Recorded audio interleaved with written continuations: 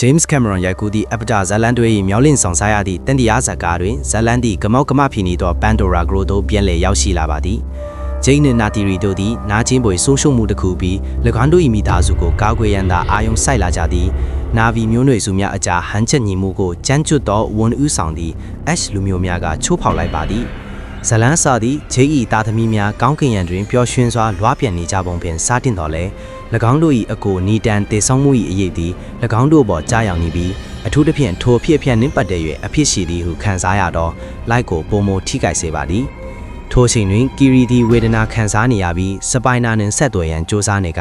နာတီရီသည်၎င်းတို့၏ဆုံးရှုံးမှုများနှင့်ရင်ဆိုင်နေရသည့်စိန်ချောင်မှုများကိုထင်းဟတ်ဖော်ပြသည့်တခြင်းဖြင့်၎င်း၏ဝါနှဲပူဆွေးမှုကိုဖော်ပြပါသည်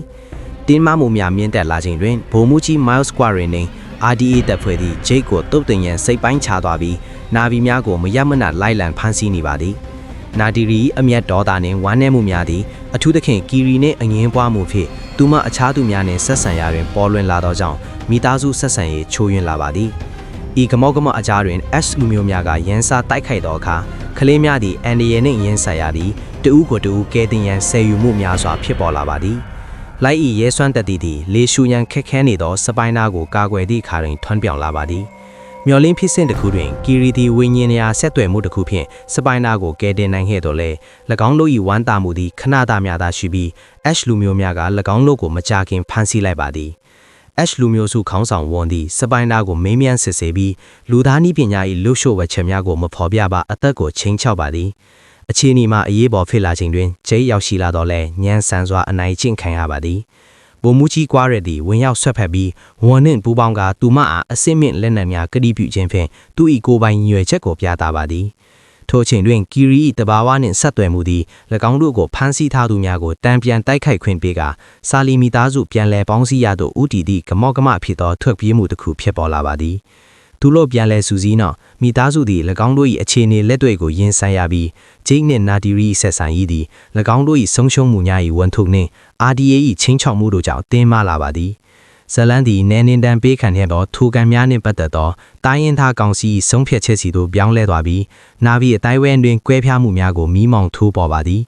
ကောင်စီဆုံးဖြတ်ချက်ကိုလိုက်ကစန့်ကျင်အပြည့်မှုသည်ချင်းနှင့်ရင်ဆိုင်မှုတစ်ခုကိုဖြစ်ပေါ်စေပြီး၎င်းတို့မိသားစုတွင်နှက်ဆက်နေသောနာကျင်မှုနှင့်အမျက်ဒေါသကိုထုတ်ဖော်ပြလိုက်ပါသည်တင်းမာမှုများမြင့်တက်လာခြင်းတွင်နာတီရီ၏ဝမ်းနည်းမှုသည်စပိုင်နာကိုမုံသွေးမှုဖြစ်ပေါ်လွင်လာသောကြောင့်သူမတိုင်တေဆုံးရသည့်စပိုင်နာကြောင့်ဟုအဖြစ်တင်လိုက်ပြီးသူမနှင့်ချိတ်တကြားတွင်ကွဲလွဲမှုတစ်ခုဖြစ်ပေါ်လာပါသည်ကမောက်ကမအကြားတွင်မိသားစုသည် RDA ၏လက်သွင်းနှင့်စပိုင်နာကိုကာကွယ်ရန်စူးစီးရပါသည်ကီရီဝိညာဉ်ရာလောကနှင့်ထူးခြားသောဆက်သွယ်မှုသည်၎င်း၏မူရင်းစည်းမိတပါပတ်သက်၍မေးခွန်းများကိုမြင့်တင်လာသောကြောင့်သူမ၏တတ်မှတ်ချက်နှင့်သူမ၏စွမ်းအင်များ၏တဘာဝကိုပိုမိုသိရှိလာပါသည်ခလီများစူးစီးညီညွတ်မှုရောက်ရှိလာခြင်းသည်နာဗီများအတွက်အရေးပါသောအချိန်ကိုညွှန်းချတော်လဲ Ash လူမျိုးများ၏ချင်းချောက်မှုသည်ကြီးမားလျက်ရှိပါသည်နေနင်းတန်ပေးခံခဲ့သောထိုကန်ကိုရှာဖွေရန်လိုက်၏စိတ်ပိုင်းချမှုသည်သူ့ကိုရှာဖွေမှုစီသို့ဦးတည်သွားပြီးဂျိတ်သည်ခေါင်းဆောင်တာဝန်များနှင့်သူ့မိသားစုလုံခြုံရေးကိုဖြည့်ရှင်းရန်ကြိုးစားနေပါသည် Ash လူမျိုးများနောက်ထပ်ရန်စာတိုက်ခိုက်သောအခါစာလီမိသားစုသည်အရေးကြီးသောဆုံးဖြတ်ချက်ချရမည့်အချိန်မို့ကိုရင်ဆိုင်ရပါသည်ဂျိတ်ကိုစွန့်လွတ်ရန်နာတီရီငင်းဆန်မှုသည်ဗိုလ်မှူးကြီးနှင့်ရင်ဆိုင်မှုတစ်ခုကိုထက်ပေါ်စေပြီးဗိုလ်မှူးကြီးက၎င်းတို့လက်နက်ချရန်တောင်းဆိုပါသည်ဂျိတ်သည်ခိုင်မာစွာရက်တင်ကမိတိုင်တိုက်ခိုက်မှုမှာမလိုအပ်သောအကျိုးဆက်ထွက်များကိုထက်ပေါ်စေမည်ဟုတတိပေးပြောဆိုပါသည်တင်းမာမှုများမြင့်တက်လာခြင်းတွင်စာလီမိသားစုသည်မိမိအိမ်နှင့်တဦးကိုယ်သူလွန်များသောအန်ဒီရများကကာကွယ်ရန်တိုက်ခိုက်ပြီးအပြင်းထန်စစ်ပွဲတစ်ခုအတွက်ဆက်ဆင်ပြင်ဆင်ပါသည်ဗိုလ်မှူးကြီးကဂျိတ်တူတန်းသောခေါ်ယူရန်သဘောတူညီမှုကိုလက်ခံကသူ့ကိုစခန်းကြားသို့ပြန်ခေါ်သွားသည်စပိုင်သားသည်ဂျိတ်သည်လည်းအကျဉ်းစာထင်နေသည်ကိုရှာဖွေတွေ့ရှိပါသည်ဗိုလ်မှူးကြီးကစီရင်ဟန်ရာအောင်မြင်မှုကိုဗိုလ်ချုပ်ကြီးတို့အစီရင်ခံတော်လဲဗိုလ်ချုပ်ကြီးကအတိအမှတ်ပြုက Ash လူမျိုးများကိုထွက်ခွာရန်အမိန့်ချပြီးရန်သူများကိုသူမမတီးခံကြောင်းအသေးလင်းဖော်ပြပါသည်ဂျိတ်ဖန်ပြီးချင်းသာအောင်မြင်ပွဲခံကြပြီးစပိုင်သားကိုစိပညာရှင်များကစမ်းသပ်မှုများပြုလုပ်ကြပြီးသူအတွင်းရှိမှုမြော်များကြောင့်ရှားပါးသောကြောက်ချားဖြစ်စဉ်တစ်ခုဖြစ်သတ်မှတ်ကြပါသည်ထိုချိန်တွင်လိုက်သည့်ပေရကန်ကိုရှာဖွေရန်ရုန်းကန်နေတော်လဲစီးရီးယားနှင့်အခြားသူများကသူ့ကိုရှာဖွေတွေ့ရှိပြီးရန်ဒီတတော်များ၏ခြေနှောင်ခံလျက်ရှိကြောင်းတတိထားမိသောကြောင့်သူတို့သည်ထွက်ပြေးရပါသည်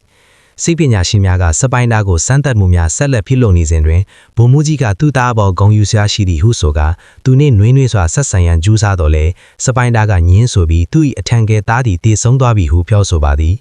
လူရဲများသည့်လောက်ဆုံးတွင်ပေရကန်သို့ရောက်လာကြပြီးပေရကန်သည့်အခြေအနေကြောက်မက်စရာအဖြစ်ကိုတတိပေးကသူ၏မွေးရမျိုးနွယ်ကိုရှာဖွေတွေ့ရှိခဲ့တော့လဲကြံရှိသောသူတစ်ယောက်သာရှိတော့ပါသည်ထို့သူသည်တန်ရာရပြောမျက်စိမမြင်တော့သောနာဗီတစ်ယောက်ဖြစ်ပြီးကောင်းကင်ရန်သောလူသားများကျူးလွန်သောရဲဆက်ရက်ဆိုးမှုများကိုပြန်လည်ပြောဆိုပါသည်ထိုချိန်တွင်တင်းဘောတွင်ရေဘွားတတဝါ၏ညံရင်နှင့်အဖြူမှုများသောရေစာတတဝါဗေဒရှင်အီယန်ကကန့်ကွက်တော်လဲလာကြိုက်ချိန်တွင်ထိုကံများကိုတုတ်တင်ရန်အစီအစဉ်များချမှတ်ထားပါသည်ဗိုလ်မှူးကြီးကဂျိတ်ကိုမကြခင်ကွေးမြတ်ခံရမည်ဟုဆိုတော့လဲဂျိတ်သည်လက်ခံဖြေရှင်းပြီးသူသည်ရှေးကြလော့တော့ကတေဆုံးသွားပြီဟုကြေညာပြီးဗိုလ်မှူးကြီးအားပန်ဒိုရာ၏အလှပကိုမြင်တွေ့ရန်တိုက်တွန်းပါသည်နာတီရီသည်စခန်းထဲသို့ရှုချုပ်ဝင်ရောက်ပြီးဂျိတ်ကိုရောက်ရှိရန်အက်ရှ်လူမျိုးများကိုဖြိုချလိုက်ပါသည်ထိုအချိန်တွင်စပိုင်နာသည်ဗိုလ်မှူးကြီး၏ကစိတ်ကိုယူကာသူ့အချင်းစားထဲသို့ထပ်ကေးလာပါသည်ဂျိတ်၏ကွေးမြက်ခံရမည့်အချိန်နီးကပ်လာချိန်တွင်စပိုင်နာသည်လူအုပ်ထဲတွင်ရောနှိုးဝင်လာပြီးသူ့ကိုကဲတင်ရစိတ်ပိုင်ချထားပါသည်နာတီရီသည်ဝန်ကိုရင်ဆိုင်တော်လဲအမားတစ်ခုကြောင့်သူမကိုတိုက်ခိုက်ခံရပါသည်အီယန်သည်ဂျိတ်ကိုကာကွယ်ရန်ရှုချုပ်ဝင်ရောက်သည်ကောင်းကင်ယံကထိုကန်တာကိုတိုက်ခိုက်ရန်အစီအစဉ်ကိုဖော်ပြပါသည်ကမောက်ကမဖေးလာခြင်းတွင်နာတီရီသည်ပောက်ကွဲတတ်သောများများနှင့်စခန်းကိုပောက်ကွဲစေသည်အီယန်သည်ဂျိတ်ကိုလွတ်မြောက်ရန်ကူညီပါသည်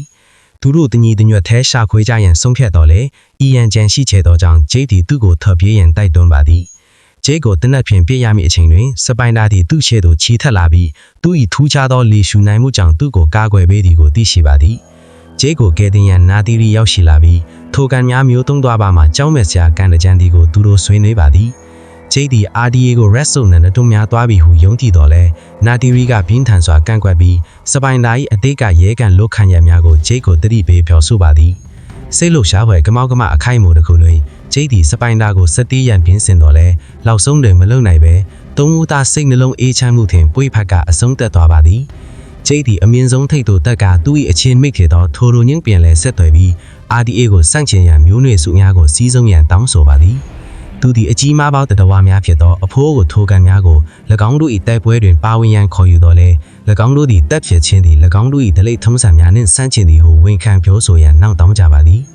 လိုက်သည်၎င်းတို့၏ဒုက္ခအကြောင်းစိတ်အားထက်သန်စွာဆွေးနွေးပြောဆိုပြီးပယကန်၏မွေးရမျိုးနွယ်စုမှလောက်ဆုံးကြံရှိသောသူသည်ကောင်းကင်ရန်သောလူသားများကိုဆန့်ကျင်တိုက်ခိုက်ရန်မျိုးနွယ်စုများကိုတိုက်တွန်းပြောဆိုပါသည်လူသားများကထိုကန်များကိုအမေးလန့်ရန်ပြင်ဆင်နေချိန်တွင်ထိုကန်များ၏မျိုးနွယ်စုခေါင်းဆောင်များသည်နာဘီများ၏စိတ်ပိုင်းချမှုကိုမြင်တွေ့သောတိုက်ပွဲတွင်ပါဝင်ရန်ဆုံးဖြတ်ကြပါသည်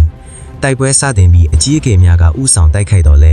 S လူမျိုးများမကြခင်ရောက်ရှိလာကဟန်ချက်ပြက်စေပါသည်ကီရီဒီမိတ်ဆွေများကြဆုံသည်ကိုမကြည့်နေနိုင်တော့ပဲအကြီးအကဲမိခင်ကအကူအညီတောင်းရန်ရေထဲသို့ခုံးရွသွားပါသည်စပိုင်နာနှင့်လီတာတန်နှင့်အတူခေါ်ယူပါသည်သူတို့သည်အကြီးအကဲမိခင်နှင့်ရောက်ရှိချိန်တွင်တနက်ပစ်သက်များက၎င်းတို့၏ဆက်သွယ်မှုကိုနှောက်ယှက်ဖြစ်ပါသည်တိုက်ပွဲပြင်းထန်လာခြင်းတွင်နာဗီများပြင်းထန်စွာဆုံးရှုံးမှုများကြုံတွေ့နေရပါသည်နာတီရီသည်ရဲရန်စွာတိုက်ခိုက်တော်လဲဗိုလ်မှူးကြီးနှင့်ဝန်တို့ကဂျိတ်ကိုထောင်ချက်ဆင်ပါသည်ကီရီသည်ရေအောက်တွင်ဆက်လက်နေထိုင်ကအဝါကဆေးလွတ်သောတတဝါတစ်ခုနှင့်ဆက်သွယ်ကရာကသူမ၏ခလီပရီလိုမွေးဖွားပြီးနောက်တန်ရာများကြောင့်ကျဆုံးသွားပါသည်တိုက်ပွဲ၏ရေစီးများပြောင်းလဲလာခြင်းတွင်ကီရီအကြီးအကဲမိခင်နှင့်ဆက်သွယ်မှုသည်နာဗီများကိုကူညီရန်မီရေသွက်နိုင်သောတတဝါများကိုယူဆောင်လာပါသည်ဂျေအီတိုရိုသည်နိုးထလာသည်S လူမျိုးစုစီးနီးတိုင်များကိုတိုက်ခိုက်ရန်တတဝါများကိုစီးဆုံးပါသည်ဗိုလ်ချုပ်ကြီးသည်တင်းဘောကထွက်ပြေးရန်ကြိုးစားတော်လဲကြံရှိသောသူများကနာဗီများအောင်မြင်လာသည့်အခါ၎င်းကိုစွန့်လွတ်ထွက်ခွာလိုက်ကြပါသည်ဗိုလ်မှူးကြီးနှင့်အွန်တို့ကနာတီရီနှင့်ခလေးကိုထမ်းရတိုက်လိုက်ပြီးစပိုင်တာရောက်ရှိရန်တောင်းဆိုပါသည်ကီရီထောက်ခံမှုကြောင့်စပိုင်တာသည်ဗိုလ်မှူးကြီးကိုရင်ဆိုင်ကတင်းမာသောရင်ဆိုင်မှုတစ်ခုဖြစ်ပေါ်လာပါသည်ဂျိတ်တီဗိုလ်ချုပ်ကြီးတို့ရောက်ရှိရန်ကမောက်ကမများကိုတိုက်ဖြတ်တန်းကလိုက်သည်ကြံရှိသော S လူမျိုးများကိုတိုက်ခိုက်ပါသည်ကီရီဒီဝန်ကိုရင်ဆိုင်ကသူမ၏အားကိုတက်တည်ပြကသူမကိုထွက်ပြေးစေပါသည်အသွေးအသက်ရောက်ရှိသောရင်ဆိုင်မှုတစ်ခုတွင်ဗိုလ်မှူးကြီးကစပိုင်တာကိုဖမ်းမိတော်လဲဂျိတ်တီဝင်ရောက်ဆွတ်ဖက်ပါသည်သူတို့သည်တနက်ဆက်အနီးနားတွင်ရုံကန်နေစဉ်တွင်စပိုင်တာသည်ဗိုလ်မှူးကြီးကိုပြစ်ခတ်လိုက်သည့်အပြင်းထန်စစ်ပွဲတစ်ခုဖြစ်ပေါ်လာပါသည်ဗိုလ်မှူးကြီးကစပိုင်တာအတွက်ဂရုကနာတစ်ခုကိုပြသတော်လဲလောက်ဆုံးတွင်တနက်ဆက်အနီးသို့ခုံးဆင်းသွားပြီးမိမိကိုယ်ဆက်သေးလိုက်ပါသည်မိသားစုသည်ပြန်လဲပေါင်းစည်းပြီး၎င်းတို့၏ဆက်နွယ်မှုကိုပွေးဖက်ကရန်သူများဆန့်ကျင်ရန်စီးညီးစွာရပ်တည်ပါသည်ရုပ်ရှင်ဇာတ်လမ်းသည်မျောလင်းချက်တစ်ခု၏တည်င်းစကားဖြင့်အဆုံးသတ်သွားပြီးနာဗီများသည့်အကြီးအကဲမိခင်အဝါနှင့်ဆက်သွယ်ကြပြီး၎င်းတို့၏ညီညွတ်မှုနှင့်ခိုင်မာသောစိတ်ဓာတ်ကိုပွန်ဖော်ကြပါသည်ပယကန်သည်၎င်း၏မျိုးနွယ်စုမှလက်ခံခံရပြီးဝိညာဉ်ရာလောကတွင်အရှင်ရှင်သောသူများနှင့်သေဆုံးသောသူများပြန်လဲပေါင်းစည်းကြပြီး၎င်းတို့၏ဘိုးဘောများ၏အားကိုအားဖြည့်ညီကြပါသည်